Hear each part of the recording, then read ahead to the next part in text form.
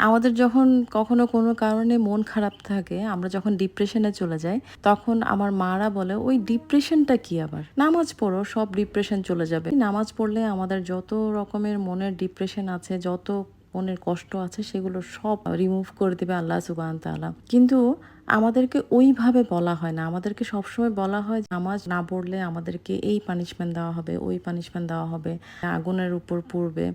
কিন্তু আমাদেরকে কখনো এটা বলা হয় না যে নামাজ পড়লে তার বেনিফিট আমরা কি, কি পাবো। তুমি নামাজ না পড়লে কাফের হয়ে যাবে, তুমি নামাজ না পড়লে জাহান্নামে চলে যাবে। নামাজ খারাপ কাজগুলো থেকে মানুষকে বাঁচায়। নামাজ জান্নাতের চাবিকাঠি। কিন্তু এগুলো যখন আমরা শুনি তখন কি আমরা ফোকাস করি আমাদের মাইন্ডের উপর কি কারণে আমাদের এই বেনিফিটগুলো আমরা নামাজ পড়লে পাবো?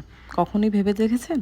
আর নাকি নামাজ পড়ার সময় আমাদের মাইন্ডে বিভিন্ন রকম কথা ঘুরে যে এটা করব নামাজ পড়ে, মোবাইল চালাবো, টিভি দেখবো বা ঘুরতে যাবো বা বিভিন্ন রকম আমাদের আজে বাজে চিন্তা মাথায় আসে।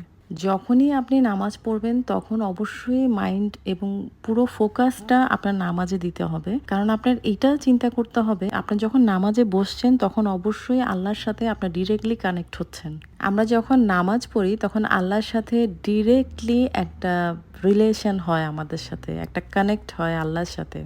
নামাজ আমাদের জন্য অনেক বড় একটা নেয়ামত। মানুষ ডিপ্রেশনের জন্য কত রকম মেডিটেশন করে, কত ডাক্তারের কাছে যায়। আমাদের পেইন রিলিফ করার জন্য আমাদের নামাজ আছে। কেন আমরা নামাজ পড়ি না? কেন আমরা সেটা চিন্তা করি যে একটা খারাপ কিছু হবে আমাদের সাথে, কোনো দুর্ঘটনা হবে, তখন গিয়ে আমরা নামাজ পড়বো? কেন? আমরা যখন ভালো থাকি তখন কেন আমরা নামাজ পড়তে পারি না? তখন কেন আমরা আল্লাহর সাথে কানেক্ট হইতে পারি না? একটা খারাপ কিছু আমার সাথে ঘটবে তখন আমি নামাজ পড়বো। কেন? এই চিন্তাধারা, এই মেন্টালিটি কেন আমাদের? যে মায়েরা বাচ্চাদেরকে নামাজ পড়তে বলে, তারা ভয় না লাগিয়ে আমার মনে হয় যদি আমরা নামাজের বেনিফিটটার কথা যদি আমরা বলি, তাদেরকে সুন্দর করে যদি বোঝাই, তারা অবশ্যই মন থেকে নামাজটা পড়বে ইনশাআল্লাহ।